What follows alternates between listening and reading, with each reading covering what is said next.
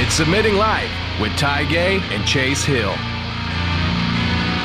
All right, ladies and gentlemen, it's the Submitting Live podcast. Woo! Today we have our special guest, Roy Dean. What's up? Yeah, thanks for being here, Roy. Yeah, it's a pleasure. It's our second interview in the history of Submitting Live podcast. First was Henry Akins, and now it's the legendary Roy Dean. That's right. So you got some cool stuff going on right now, Roy. So what's some of the newer things on your horizons right now? Well, I just wrapped up a seminar at Yeah, 3 hours. Esteemed facility here, Redline Jiu-Jitsu. It's very, very nice. Yeah. Nice turnout. Very And cool. then I did a visit with my friend Jabon Fleury, and we went to Oklahoma Combatives. I did taught a class there last night. So Nice. a lot of love here in Oklahoma. Yeah. And it's good. So hopefully people enjoyed that. And, this is my last seminar for the year. This is your last one? Yeah, and it's been pretty energetic, well-traveled year. I've seen all your stuff, man. So you've gone all over the world this year. You were in Russia too, right? You have some association people there in Russia. Yeah, I kicked it off in Russia. That's super awesome. I so want to go over there. It's super cool. I recommend the summer. Summer? It's a little cold there right now? Dude, I'd forgotten because I live in Palm Springs, California, which is Not so cold. not so cold, beautiful in the wintertime. And I thought to myself, okay, well, I'll be able to just like dip into winter, and it'll be like a cool, like contrasting experience. And it definitely was contrasting, wasn't it? Oh my God, I'd forgotten what cold is. It's probably really cold. It was really cold. Yeah. And 10 days. It's chilly here, but it's not snow on the ground. And No, it's beautiful. It's like fall in most places with like heavy snowfall. Yeah, that's the one thing about Oklahoma is we don't get crazy winters. Mm-hmm. We get a little bit of snow, but we get mostly ice and everything here, but we don't get too cold. Yeah, There's it just kind of depends. Sometimes, for the last few years, like the last 5 or 6 years, it's been fairly decent. But it comes around sometimes where it just packs us full of snow. Weather in Oklahoma is always unpredictable, and it's always extreme. We have the largest tornadoes in the world. We have earthquakes. We have hail that falls from the sky that's large enough to go through your roof and kill you. Yes. All in Oklahoma. So, yes, come visit anytime you'd like. A few years ago, we had the largest tornado in the world. Was here. It was 2 miles wide. Yeah. And it was not very far, probably where you were teaching your other seminar at. It was like right down that highway. It just went right through the highway and destroyed like a whole town called Moore. So. Oh my gosh. Yeah, it was It was crazy. So Sounds like it a keeps freight us on train. our toes, keeps us tough. Treacherous and beautiful. Yeah. That's how I like them. Mostly treacherous. Awesome. So you're doing some work with the Aikido community that I think is really, really fascinating. I've always loved the philosophy that Aikido brings to the table, and it was kind of starting to, I don't want to say disappear, but I mean, it was kind of starting to disappear a little bit. Like the people that are getting into Aikido, there's not as many people. Obviously, the UFC and Jiu-Jitsu and all that kind of stuff has taken a little bit of the focus away. But I think there's some great value in some of the lessons that Aikido had. So tell me a little bit about your all the stuff you're doing with the Aikido community right now. So my friend Josh Gold ended up being executive editor of Aikido Journal after the passing of Stanley Pranin, who he was really a remarkable man, spoke 9 languages, was a historian, and really helped dispel a lot of myths about Aikido, because some people like to rewrite history sometimes for whatever political reasons, as if there's politics in martial arts. But so he ended up taking over, and we became friends, and I introduced him to Brazilian Jiu-Jitsu, and he was like, this is really good, powerful stuff. Yeah. And he's a really open-minded martial artist. He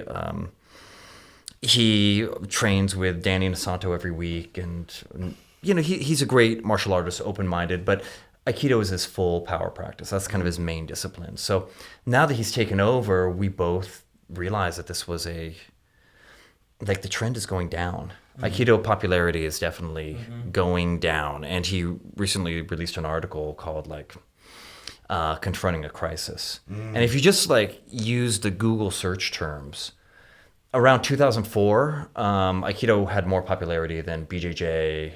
Not MMA eclipses all of it, but after 2004 it started to go down, and BJJ continued to go up. And I see a lot of parallels between what's happening with Aikido now currently, because for a long time, Aikido was the in vogue, fashionable style of Jiu-Jitsu. And it's a fairly modern phenomenon. And so I'm just projecting in the future that this is what's going to happen to BJJ. BJJ is cresting in popularity, but in time, it will go down. And and for a lot of things that we can't really see at the moment, I think when it was a little bit closer to the source, closer to the founder and to those hot-blooded people that turned out to be masters, like those young students, now they're dying. That generation is dying. And the same thing will happen in BJJ. So I think the care and attention that we put into one, even though it's going down, treating it with respect. It's a different jiu-jitsu style at a different range. And I think there's a lot of lessons. Personally, my own, jiu-jitsu BJJ style is highly reflective of the blending that you really can only get, and it specializes in Aikido. Sure. So people ask me how to get a really smooth flowing game. Well, you can do it with BJJ, but if you cross-train in Aikido, then you really elongate those moments of blending.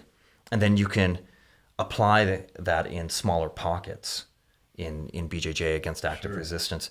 So I think we're doing a favor for the future of BJJ, and I want to reinvigorate Aikido. It's gotten a lot of flack, and I think treat all arts with respect is really the way to go. So we're doing this thing with Aikido Journal Academy. We recently released a course called Bulletproofing Pins. Basically, Aikido pins, if they break down, we're doing jiu-jitsu follow-ups, but still in line with the spirit of Aiki techniques. Awareness for multiple opponents, not putting your back on the ground, maximum mobility, not punishing your opponent any more than you need to. And so we did a lot of R&D on this. Research and development was at least 40 hours. And so we filmed it, we launched Aikido Academy, and we've developed a cycle. We'll do something progressive and modern, then we'll do something traditional, then we'll do something non-technical, which is like dojo management, biomechanics, conditioning, something like that. So we have a vision for Aikido. Aikido is all about blending and non-resistance, and I think we should take that approach and apply it to learning other arts too. There's no reason why Aikido instructors and Aikido students can't. We can flip it, man. We can do the ultimate jiu-jitsu. From that being the most denigrated form of jiu-jitsu currently to something that embraces all styles. Oh, you're an Aikido instructor? Oh, why do BJJ? Oh, we do a little of that too. It's awesome. We do a little judo too. We do a little bit of knife fighting. We take the best from Kali. Sure. There's no reason you can't blend with those other arts, take the best of it. And we're not turning into JKD. We're just reinvigorating. Sometimes you have to just reinvent. I think that's a great idea for sure. I wish somebody could do that for ninjutsu. I just want to throw throwing stars, man. Smoke bombs and throwing stars. Come on, bring it back. Let's do this. Dude, yeah, a lack of shuriken leads to a lot of Christmas misery. I'm telling you. God bless. Add that back into Aikido. Do you think that there's a lot of, because you said a lot of the older heads of Aikido are maybe not as around as much anymore, maybe they're getting older, they're dying, or just not practicing as much. Do you think Aikido people are more of them transitioning to the openness of training Jiu-Jitsu as well, or BJJ with their Aikido? Or do you think they're still kind of stuck in only wanting to learn Aikido? There are some, attitudes sometimes they can take a while to shift. Unless you get like a real kick in the butt, like what Hoist did with the media exposure of the UFC. Or the Gracie Challenge matches. Yeah. Exactly. And in the early days, like BJJ, it was a little rough when it first came to the U.S. Yeah. It was like the guys that would go straight to MMA, they went to BJJ. Yep. So it was a little bit rough, and I'm thinking that when it comes right down to it, it's a little bit more graceful now. It's a little bit more open. It's not about handling the Vale Tudo challenge matches. Right. It's much more about jiu-jitsu for everybody and accommodating different levels. You have your professionals, you have your hardcore, you have your hobbyists. Right. And you have your people with physical challenges that are coming in, and I mean they're doing what they can to learn the art and doing quite well. So I think accommodating all of that allows Aikido people, number one, to say, well, I can dabble in this, and and I can start to pick it up, and if they get bitten, then that's great. And if they get hooked on it. Also, the idea of cross-training. When I was doing Aikido, the fact that I was going to go and do BJJ was so frowned upon. They were like, what are you doing with that Brazilian monkey wrestling? Yeah. And now it's totally shifted. And so I think combination of a little bit more grace and openness in BJJ. Also, they realize like something has to change. Now, there are always people that'll say, well, you're just not doing Aikido correctly.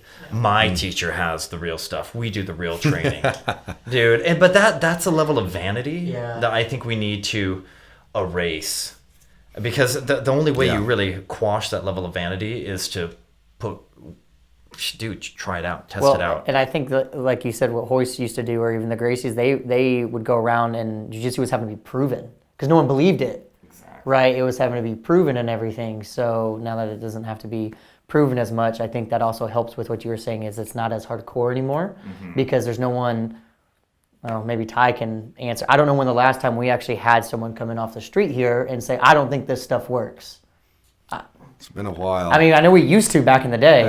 Yeah, it's still in the early 2000s and stuff. It was still every once in a while you catch. It was typically like wrestlers, I think, would come in and be like, wouldn't work on me because I've wrestled. Whatever, it makes sense. Wrestlers are good. Yeah. But then they were like, oh, this is wrestling. Once you put them on the, with all the submissions, and so wrestlers take to jiu-jitsu really, really well. So I think that it's interesting though, like the olden days. When we talk about the olden days, there's a lot of weird old stuff like carryover stuff, and there's a video that circulates around. It's got Hickson on it. He's talking about how like we if you train at another school, you're a creonji. Creonji means traitor in Portuguese, and he treats you like you're his son, and when you go someplace else, he like basically disowns you or whatever. And this was an old way of thinking back in the day. I do not believe in that. I know a bunch of Hickson fans out there are gonna rain down hate on me, but I don't believe that that's the way to go. I think that the next evolutionary step of jiu-jitsu is that we're all cross-training, and that I've got plenty of guys who have really professional lives, right? This is not their only goal, is jiu-jitsu. They travel all over the world all the time. Why can my student not go train at all my other friends' academies all over the world without being a creonji? Do they just have to be my friends that they're training with? Could they train at any place? What labels them a creonji? Is it because they're showing my moves to somebody else? I think the internet has kind of dispelled a lot of this too, because back in the day, to Hickson's credit, he had certain secret tricks that if you didn't go to his academy, you didn't know them, and they would use them against everybody that didn't know him. I get that. That's great. Well, now we have something called YouTube. You may be watching us on YouTube now. That changed the game. And I know you hear all this stuff about, YouTube jiu-jitsu sucks. Well, yeah, yes and no. There's sucky jiu-jitsu on there. We can all attest to that. There's stuff on there that shouldn't we can pick apart and say it's wrong, whatever. But there's also wonderful masters of the art out there, including Hickson himself, who's putting out some stuff, right? So we can get stuff off of just watching stuff on the internet. Pick it up. So what's to say that I can't go to somebody else's school and train and share jiu-jitsu with other people? I think that's the step that we need to get rid of, that old guard of like, if you train somewhere else, you're dead to me. What is that? That's crazy. I think that's a little bit of the old guys trying to hang on to the old way because they're feeling a little bit maybe not so relevant anymore. I think Keenan Cornelius, your guard works, bro. I don't care what Hickson said. Your guard's probably legit, right? So I know you could probably choke me unconscious, and he might be able to choke Hickson unconscious. I'm not saying that would happen, Hickson, and please don't choke me, or do. But still, there's value in jiu-jitsu. Jiu-jitsu is going to grow. It's going to change. And this fight between sport and street that's kind of happened over the last few years, it's really marketing. And kudos to the people that are marketing it. You got to slice it up into little niches and then go to your niche and do that. I get it. But let's not forget who brought us to the dance here. Jiu-jitsu does not care about me or Roy or Chase or Hickson Gracie. right? The jiu-jitsu is just refining itself over and over again, and the different rule sets that come out will help refine jiu-jitsu and push it on. Jiu-jitsu is not going to die. If Hickson comes out tomorrow and says, your jiu-jitsu is not real anymore and I quit and it's all done, is jiu-jitsu going to stop? Absolutely not. No. It's not. I call it the perennial art. The perennial. Because it's there. It's a human technology, and it moves from culture to culture, and it adapts to the needs of that culture. You know, whether it's blocking a sword or being able to. I mean, you like Kali or some of these Filipino martial arts. I think there's really it's distraction angles, leverage, it's blending, it's redirection. It's essentially jiu-jitsu. I mean, I think of wrestling as compressed jiu-jitsu. It is. Yeah. Well, and my buddy Henry would say everything is jiu-jitsu. And if you're using the right filter in your mind, or the right algorithm or whatever, you view everything through the eyes of jiu-jitsu. And jiu-jitsu really just means being the most efficient with your action. Right? Yeah. And so, is it gotten to the point where it's the most refined? No. It's still refining itself over and over again, and we probably won't live long enough to see the ultimate refinement of jiu-jitsu or whatever, which is great. Wonderful. But I think that it's also important to know that it is going to move. And because I'm getting older, I get it. And I have I came from this old style game of closed guard and all these great things, very street oriented. But there's value in some of the newer things that come out. I love all the new jiu-jitsu. I love Keno Cornelius's worm guard. I love Rickson Gracie's closed guard. I love jiu-jitsu. So I think sometimes it's easy for us jiu-jitsu guys to sit here and decide we're going to have a little battle amongst ourselves. But really the fight shouldn't be amongst us. We should be fighting to turn everybody else on that has never been exposed to jiu-jitsu, just trying to expose them a little bit to jiu-jitsu. Not because it's great to arm lock somebody or choke somebody, although I do love arm locking and choking you guys and receiving it as well. But the benefits beyond that, I would give up chokes and arm locks if I could just keep the other benefits from jiu-jitsu for the rest of my life. Certainly. I think I ended up taking this online course in modeling, systems modeling. Like I knew you were a good-looking man, but geez. No. It has nothing to do with selfies, but they call it modeling for complex systems and being able to create models so that you can do predictive behavior, and all models are incorrect, but I realized, okay, so we understand modeling on a certain level about stacking factors, leverage, angles, timing, and then when you start applying that to your life, okay, you're getting more bang for your buck. It's a more efficient existence, and That's right. And I think that's the most powerful takeaway, definitely. 100%. We talk about internet stuff, Roy. I know when I met you when we went when I was in LA, we were at Henry Aikens' school. We were at a seminar there, but I remember I had told you that you were like one of the very first people I ever saw like on YouTube doing jiu-jitsu. So Ty brought up that point about YouTube and jiu-jitsu, but I would just like to be interested in hearing like why were you one of the first people, and why do you think you were so successful with the first people putting stuff on YouTube? Or just on the internet in general, because really you were kind of the first person out there doing it with jiu-jitsu that actually had like a following with the internet base, right? Yeah. So you weren't like a Brazilian, you were an American, I could kind of understand you. So, and your moves looked good enough through video, and you had good video content. Right. Like quality. At the time, there wasn't really much else out there, but I would just be interested to hear how did you get started into putting stuff on the internet, basically? Whenever you did do that. So I was, I don't know, about 31 when I decided to quit my job. And I went to school in San Diego, went to UC San Diego, and I did an interdisciplinary computing and the arts major, what they call an ICAM degree, which was like a new progressive degree. So I learned about creating art with computers. I specialized in computer audio. So then I got hired as a sound designer for this production company.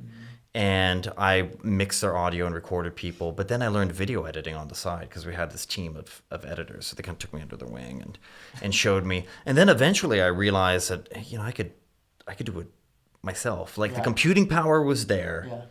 I understood enough about video. I understood audio very well. And I could do it. I understood what that level of professionalism was. And coming out of college, I wasn't quite there. But then working for this company, it really took me. And so when I launched my academy, I said, one, I need to leave the 9 to 5. It's not healthy. I was in a music studio all the time with like no windows.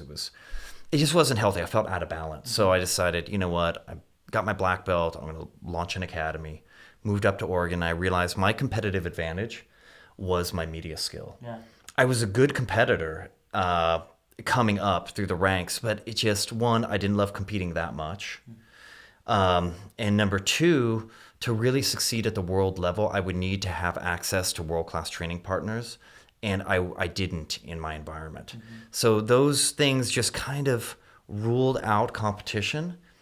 And I was a good speaker. I understood video. So, okay, let's do this. And by distributing things for free and having a relatively smooth visual aesthetic, I think it really helped differentiate me.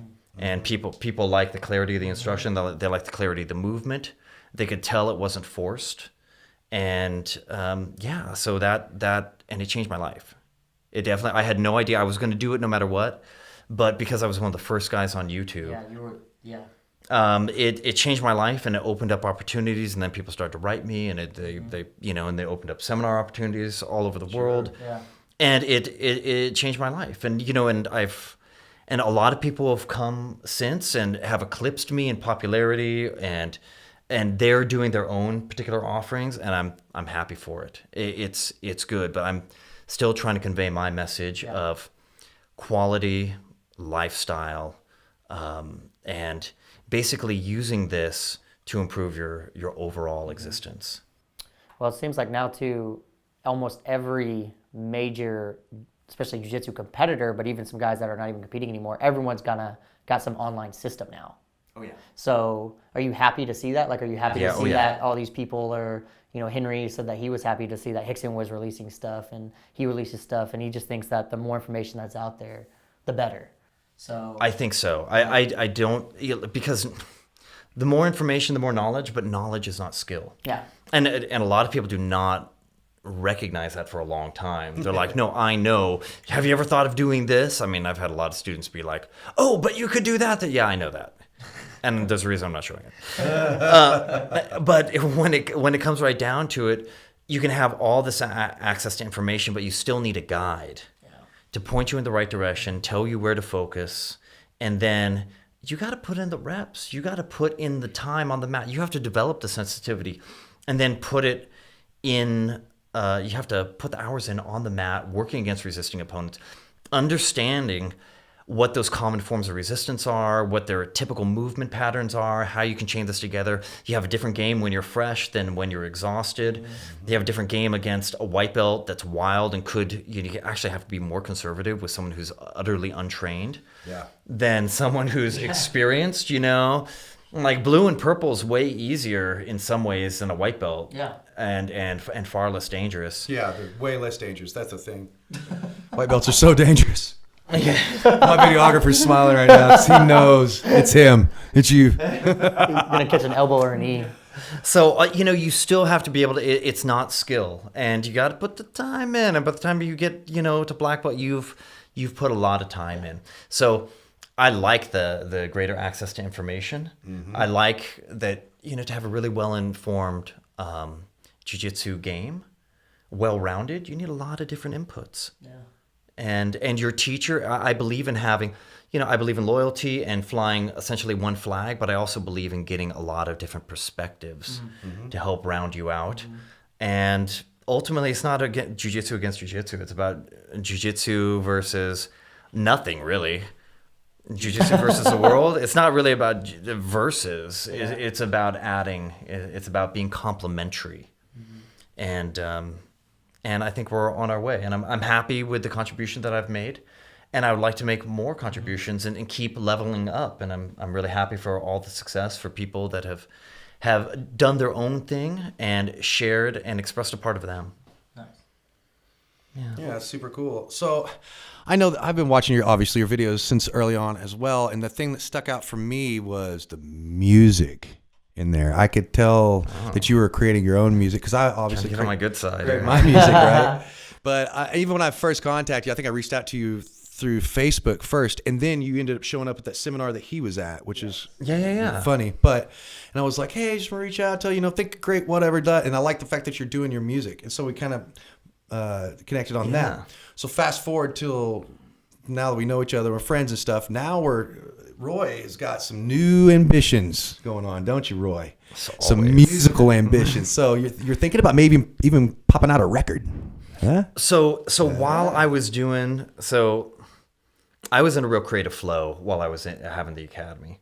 So I would do the DVDs, and then I would write albums, or I would take different samples and then put together. So I released probably 5 albums during the course of when I had my physical academy. So, and then I repackaged them into something called Sound of the Way, Music for Martial Arts. And it's 60 tracks. That's kind of the soundtrack for that era. And that's all the music on my, all my DVDs and downloads. So, but that is almost all instrumental. Right. And very Nine Inch Nails sounding for those of you that haven't listened. Check it out. Yeah, some of it's atmospheric, some of it is kind of like inspirational, more keyboard based. I grew up playing classical piano, so and highly influenced by Nine Inch Nails and Trent Reznor and all of that. So, and now it's been a while since I've really released an album, so I would like to put out a new one. In early 2018, and I ended up doing writing a song and sang, and people were like, "Dude, that's pretty good. Who's singing that?" And I was like, "It's me, it's me." But I just don't feel like I can go there. I'm not there, especially with my voice. People say I have a good speaking voice, but when it comes to singing, that's a whole nother level. So I asked Ty for a favor, and we'll see if he can lay down some vocals, and I'll produce it well and have that as a cool track. And see, this next week is when we're laying all that down. We've been working on a little bit. I've been recording in Las Vegas for the last few weeks, so that's taken up the majority of my time with my project. But I think it's a really cool song that you've got put together, and I'm excited to put some lyrics, to some vocals over it. So we'll see what we get out of there. And then we'll take you on tour with us, see? So how cool would this be? So if I can this is my ultimate tour right here. I get Roy to go out, hang out with us. You could be my personal assistant / techno guy. And then I'll have, we'll go out with Power Flow. That's Billy from Biohazard, previously Biohazard. He's a black belt from the Gracie Academy, Power Flow. Then there's a guy, then we could go on tour with Trivium, Matt Heafy. He's a purple belt. Drills every day before his stuff, which is great. Maynard is also purple belt. We could go out there and do some touring with him. Yeah, so we have all these jiu-jitsu guys on this tour. Wouldn't that be fun? I think so. I think so, man. Do a giant seminar. We could do a seminar every day before the show, and then we could have the show. I'm telling you, that is my ultimate mecca. You've kind of done that a little bit, haven't you? You've done some shows. We're and then creeping you've done up some on seminars. it. Yeah. If you push an idea long enough, my granddad said this once, son, if you shoot at a target long enough, you're bound to clip the side. So I'm just trying to clip the side of this big target. We have a little group called Rock Jitsu. We have a Facebook page and some other things like that. But me and Billy and Matt, some of the other guys that are involved in music, that are also involved in jiu-jitsu, we collaborate in that kind of in that group, in that Rock Jitsu group. And then we're looking to do some charity work eventually once we get enough recognition, because we're going to save the world. That's right. Elon Musk, you heard it first. I'm going to save the world. Just kidding. We're waiting on you to do it. We're all changing the world, and hopefully for the better. That was definitely the whole thing with my kind of motto, discover who you are. Love it. Much more into kind of the personal transformation aspect of jiu-jitsu and using it. That's where Aikido, again, was a little bit more advanced. They were into like the transpersonal psychology movement, using Aikido for conflict resolution. That's right. And people that were, had some pretty advanced degrees and putting it into clinical practice. And BJJ is very much focused on the physical. Right. You're right. There's so much more. Yeah. There's so much more that can be applied. On the other hand, you don't want to get too theoretical. Then you start losing the teeth in the art. Yeah. So you need that anchoring to the physical. And I think BJJ can really hit that sweet spot. I think it has the potential to hit that sweet spot. So you can use it as a transformational discipline, but then also, you can stay amongst the tribe. Yeah. Rubbing shoulders with warriors, keeping yourself in shape, and getting that socialization that honestly social media tends to divide us. Oh yeah. And people are, kids these days. That happened. That's how you know we're old now. That happened. But I've been reading in my old man literature about developmental disabilities where they're not crawling as much. They're not getting that central nervous system stimulation because they're being pushed in strollers or whatever. And so there's some developmental stages that they're not hitting. I've even heard of high-level therapists doing crawling therapy for people so that they can kind of get those pathways reactivated in their brain. And so basically... You got to fire your therapist, Roy. Really? They've been ripping you off, buddy. But grovel therapy has gotten me so far. My life has improved so much. Exactly. People treat me better, that's for sure. My shrimp. So I want to see kids more integrated, more capable, more physically capable. I think Jiu-Jitsu is not the only vehicle, but it's certainly a vehicle. And I think ultimately it has a more long-term potential than, football or some of these other sports that just have a hard cutoff after a certain age. You're right. So, and plus the socialization. I spent so much time with my digital media projects. If I didn't have jiu-jitsu, to be able to socialize and interact with guys of all ages, from teenagers all the way through guys in their 60s, there's a lot of life experience in that room. Yeah. And we need to have purpose and we need to have a tribe. Yeah, we've talked about that on a previous podcast. We've talked about just the community of like when people try to maybe look for a school, because we've had some questions before, like how do you be active in your school? And we say just be active in the community of your school. Talk to other people. Like don't just come in and train and leave. Yeah. Like be invested in your training partners. Like hang out outside of jiu-jitsu. Like because there are some people I think now when it's becoming popular, they just they see what they want and they just want the training and they don't want any of the other aspects of it. Kind of like what you said. Maybe Aikido blended a lot of those other things. Better, maybe. I don't know if better is the right word, but we're very big about here. I know at our school we try to do like community things up here outside of just training. Like we'll watch the fights up here. We'll do different things. I think that Jiu-Jitsu has been compared to a cult a lot here in the past few years. And I'm going to say it's not that far off base, but I'd like to take it one step further and not just compare us to a cult, but to one that has maybe a better tax plan, like a church. So churches are very similar in the fact that everybody's meeting there in a little group and they're trying to better each other's lives and that kind of thing. So it's very, I would say, as opposed to just calling us some sort of weird cult, I would say it's very more like a church type atmosphere where everybody's trying to bring the person below them up. We're all trying to rely on each other. We're all, the whole thing is based in trust, right? Which is Jiu-Jitsu is completely founded in trust. If I don't trust you, you could kill me. Right? And I'm not going to give you my neck and let you possibly put me in a position where I could die if I don't trust you. So, and constantly reinforcing that idea of trust and community and tribe. That's what you said, you need a tribe. I think that's really, really important because there's days, and I'm a pretty strong person, but there's days where I can't do it. I throw my hands up in the air. I'm done. I can't do it any longer. And if I didn't have the support of my team, my friends that are in the group or whatever, I wouldn't be doing the things that I'm doing now. It's solely because I have such a support system of these people that I sweat, bleed, and cry with that I'm able to do the things that I'm able to do. There's a lot of naysayers in the world, in all of our lives. But when we come together in here, it doesn't matter what anybody else says outside of here because we're here to support each other in whatever our dreams are. And we're of all sorts of different flavors. It's not just a bunch of long-haired rock and roll dudes running around here playing music and doing jiu-jitsu. It's not it. I have every walk of life. Almost every religion is represented up here. So everything you can possibly think of, every walk of life from the trash guy to a congressman is training up here, right? And so that's that's a unique sense. Like you don't get that in many other environments other than maybe say like a church or maybe a cult. So, but I like that aspect of it. I like the community aspect of it and being able to have people that you can rely on in your life.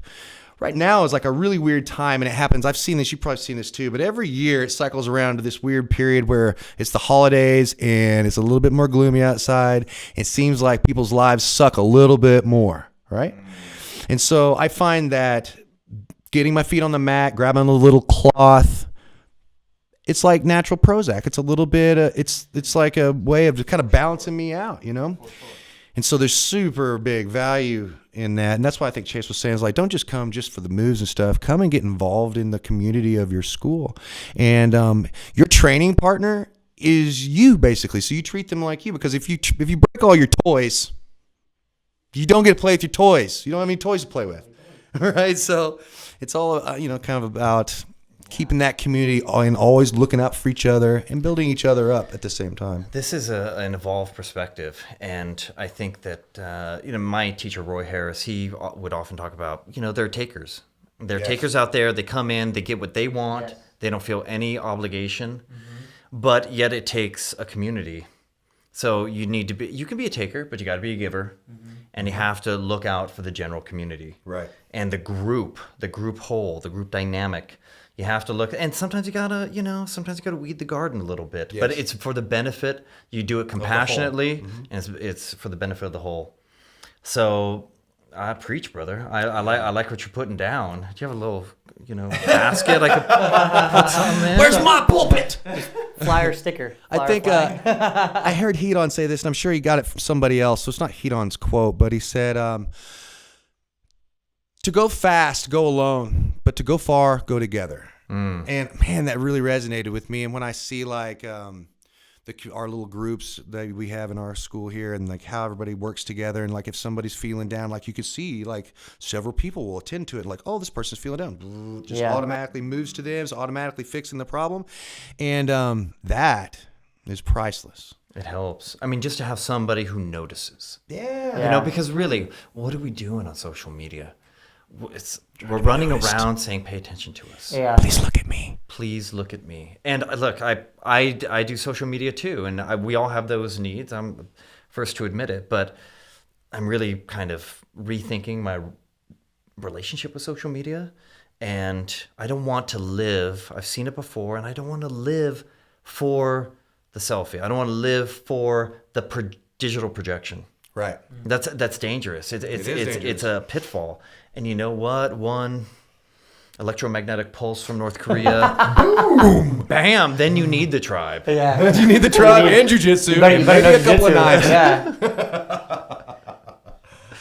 Maybe a generator. I don't know. Yeah. So no, it's more important than ever. And tribe. There's a book by Sebastian Junger, who's author. He also was involved in this movie called Restrepo. Okay. And it's a short book, but man, it really talks about the importance of the tribe, the lack of purpose when they come back from war. Yeah. They're searching for something. Jiu-Jitsu is an ideal community, or any kind of martial art, or and that's obvious. That kind of shared suffering and tribalism is really that's the underlying secret of success in CrossFit. Yes. Yeah, it's a community. It's a big community. Exactly. Yeah. And I mean, it's important. And he references the Native Americans, like when the whites, when settlers came to the U.S., people had more autonomy in the Indian tribes, and women had a lot more autonomy and rights. So they were treated essentially as equals. Right. And people sometimes would get kidnapped by the Indians, and they would never run back. That's right. Wow. That's a true story. But people, but yeah, exactly. But then, so people would never run back, and people would actually defect. The settlers would actually go to the Native American tribes. That's true. And so it's fascinating, and you wonder why that is. And he goes into it in great detail in the book. But really, it's about shared unity of purpose. It's about being in a group environment with a common goal. And the suffering and intense bonding that people feel in the battlefield is something that people miss deeply, and they feel utterly disconnected in a society where everyone's like this. That's right. Even when you walk, you know. So it's part of the answer, and that's kind of my new thing. Is like I've dedicated my life to jiu-jitsu. I've dedicated my life to a couple different disciplines, but I'm still with Brazilian Jiu-Jitsu. I'm still with Jiu-Jitsu because I love it. It's given me a lot. I need to give back to the art, continue to give back, and it's part of the answer. On every level, it's part of the answer. It's not the entire answer, but it's part of it, and I feel good about that. Yeah, nail on the head, bro. Totally, 100%. It's our medium that we're able to use to change the world. We're going to change the world with an arm lock and a choke, and maybe a foot lock. Okay, with a lot of foot locks. So, Roy, what would be, you said you like to do, and as you talked about a little bit in the seminar that you did today, but you said you like to, obviously Roy Harris is your main instructor, but you go around, you do other seminars. What was the most interesting seminar that you attended this year? Whether that was technique-wise, or that you just enjoyed, or person's teaching, or... Well, you know, I went to a Gordon Ryan seminar, Yeah. which was amazing. I love seeing the systems that John Danaher's come up with, and it was good to, you know, it's good to connect with the people at the top. And he's definitely at the top right now, and I really got a good hit off of him. I was impressed with who he was. So, because that's always been kind of an interesting knock about him, is maybe his personality. You know, it's not very jiu-jitsu-esque. That's a show. Yeah. That's a show. Yeah. I found him to be a reluctant hero. He was really cool. And then, look, we met at the Dan Camarillo seminar. Yes. And of course, I saw my own instructor a few weeks back for his his family gathering, and he's a wealth of knowledge. But being able to connect with people that you admire, to get really good at jiu-jitsu, you have to become a fan of jiu-jitsu. Yeah. And you have to identify people that you like the way they move, you like their tactics, you like the way they fight. And then you emulate that, you study it, you go deep with a few characters, right? So one of those people was Daniel Camarillo for me. And then I discovered his brother Dave, and you know, and they were big influences on me. I have a lot of respect for him, and being able to see Dan now, he's full-time jiu-jitsu professional. Yeah. He did that seminar at Dynamics MMA. It was awesome, by the way. It was awesome. It was fantastic. It was awesome, and he is, you know, he's someone I still look up to. Yeah. I mean, technically, I hold him in very, very high regard, and yeah, it's an honor to be able to share the mat with him every time. He has a school in Fresno, right? No, I believe he's in Bakersfield. Bakersfield. I'm sorry. Yeah. Yeah, it's in Bakersfield. So if you're ever in the area, Oh see yeah, Dan. yeah, he's killing it. He's killing it right now, and you know, and to be able to connect with people that have come along with you on this journey. I've been training over 25 years. And you see these people, you know, these people that are your mortal enemies, that kind of hated training partner who gives you a hard time and stalls you out. And you're like, oh, if you would only just, you know, that's your best guy. That's your You are best going to buddy, learn so much from him. And these guys that you're fighting against as a blue belt, as a purple belt, they're going to be black belts one day. And you're going to be, they're going to have an academy. You're going to have an academy. Yep. You guys will have your students go against each other. There's going to be a deep bond and camaraderie there. So you see the same faces over and over again. You just get on that generational escalator. All you have to do is stay on. Generational escalator. That is perfect. Thanks. We'll take that one. You just stay on. Just don't step off. Just don't get off it. Don't get off, and you are just going to rise. And then you're like, That's I awesome. appreciate you guys being on the journey with me. Heck yeah. That's awesome. I like that. Yeah, don't get off the escalator, ladies and gentlemen. Life sucks when you step off that escalator. It's just a bad day over there off that escalator. You see the people that were maybe behind you, and they go, and you're like, man, I got to get on. But no one wants to run up the escalator. No. It's hard. You got to Makes push you people look out of the funny. way. You know, just stay on and chip away at it. Speaking of that, speaking of staying on the elevator or staying on the mat or whatever, do you have any advice, tips, tricks, hacks to be able to, because we're not getting any younger. You may have noticed this. And what is our secret trick or plan to be able to stay on the mat for the rest of our lives? Do you have some? Do you plan that out in advance? Or you just take it one day at a time, and this year I feel a little bit more achy, so I'm gonna do a little bit less. Do you take it just as it comes, or do you pre-plan it out? Do you have any special way that you formulate that? Well, I think being honest with yourself, and it's okay to be selective in your training partners. I think that's huge. Talk about that just a little bit. Yeah, look, you don't have to fight everyone. I've had guys roll crazy with me over the years, and I've been injured. I mean, you can, no matter how good you are, you can still get injured. Oh, amen. Yeah. So it's okay if you're not feeling the right vibe from somebody, just like listen to your intuition. It doesn't mean you disrespect them. It's just like, hey man, I'm not feeling it today. No, I'm going to pass. Or you can just give them a nice like, no, I'm good. Yeah, right. And it's not disrespectful. That's, I think, the strange part. Like, new people especially don't understand this. They think it's totally disrespectful to turn down a roll, right? For instance, like my wife, Jennifer, she's about 119 pounds, dripping wet.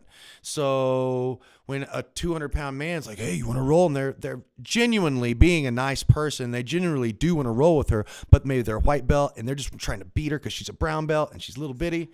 That's dangerous. They're trying, and it's very crude, but there's actually a benevolent enthusiasm. They're like, oh, I want to show you that I'm good, or I'm trying, or blah, blah, blah. And it's misplaced, like overgrown puppy enthusiasm with sharp elbows and knees, right? So that's something I think that we all need to have just an honest conversation about, is just, it is okay to turn down rolling with people. Like, the older that I get, some days I'll come in and my knee will be a little bit weird or whatever, and I will just not want to roll with people. And everybody at my academy, of course, knows, and we've got a pretty good understanding. But like, I don't know how you are at most of your seminars, because, but for me, I was rolling at the end of all of mine. I don't roll any at seminars. I don't anymore no either. more. I had a couple of guys try to really like headhunt me when I was out on the road with my Matt band. Hero, man. Yeah. And I narrowly escaped with my limbs and was able to do okay the last time this happened to me. But it brought up the idea that, holy crap, like if I was in, say, Colorado and the elevation was way high and I wasn't thinking about that, I could get caught in a bad way and possibly injured in a way where it hurts my band career, where it hurts my jiu-jitsu career, all those things. So we, as instructors, we have to take that into consideration. So for an instructor, it seems a little bit easier for us to go to the seminar and turn down rolling, right? But for a student, I feel like it's very hard when one of my brown belts comes up to, say, a blue belt, and it's like, hey, you want to roll? And that blue belt, the man up inside of us says, oh, just get out there and man up, right? But sometimes that man up mentality will get us hurt. And so I think it's just a really good idea to become comfortable in the idea of turning down rolls. And also become comfortable in people turning you down. Yeah, Don't be offended. Don't be offended. Yeah. Don't take anything personal. Nothing's personal. Yeah, just except say for your own actions. cool. And maybe even like fist bump and be like, no, that's cool. Yeah. Yeah, exactly. Look, there's a lot of risk, and you it's one thing to be injured accidentally by your student because that person's investing in you and you are investing in them. Right. It's another thing for someone with no investment in you who has everything to gain by saying that, oh yeah, well, he had to stop because, he whatever. I did neck crank and 3 pops, 3 pops, and he was out. What's up with that? So 4. Yeah. Come on now. Amen. Yeah, everyone knows. So, I mean, I think that is important. And then also I'd like to say that Ashtanga Yoga has done a lot for me. It's calmed my mind. I started when I was about, I think I was about 34. Okay. And I'm 43 now. And it's kept me limber. It's alerted me to asymmetries in my body. It's helped me become more symmetrical. It's helped me become more flexible. It's alerted me to what the possibility of movements are. I mean, you see some of these girls and they got their arms behind them like this and they got their leg up here and out, and you're like, the body can do that? Yeah. Right. And then you think, wow, I'm really stiff and I need to, you don't want to be like this all the time. Yeah. You think you're tough. I'd rather have range of motion. And the greater your range of motion, the greater your technical options are. That's right. And the way to save your knees is to open up your hips. If you have loose and flexible hips, your knees are going to be fine. You see some of the stuff they do in yoga, and you're like, that's impossible. That's a double heel hook. What are they doing? That's the start of their pose. So I can't say enough good things about Ashtanga Yoga. That's awesome. It resonated with me because it's a very serious discipline. Sure. It reminded me of a martial art. Yes. And somebody says the martial art you do against yourself. Yeah, I think Nick Gregoriadis may have said that. And It's wonderful. It's wonderful. It's definitely I've shared it. People that have had back pain, I've shared it as an option. I've tried to get a lot of people into it. I always proselytize that it's a great thing to do, but not everyone's into it. Often it takes an injury. Yeah. And then you say, whoa, I really am fragile. Let me take a look at this. And so it's well worth it. I think that's some great advice. We preach yoga here pretty heavily. So good stuff. Man, I so thank you for coming down again. This is the second time that you've been to my academy. The first time was amazing also. But yeah, I just really appreciate you for coming in and just and being a dude who I could call, who doesn't BS me about anything, who's just very open and frank with me about all those things. You never had to be that way with me. You could have been like, listen, I'm Roy Dean. I've been on YouTube longer than anyone, and just cast me aside. But you did it. You took me in. Were very, very nice to me from the very, very first time I ever met you, and I just really appreciate everything that you're doing, not just for me and my school or whatever, but for jiu-jitsu, and not just jiu-jitsu, but martial arts as a whole.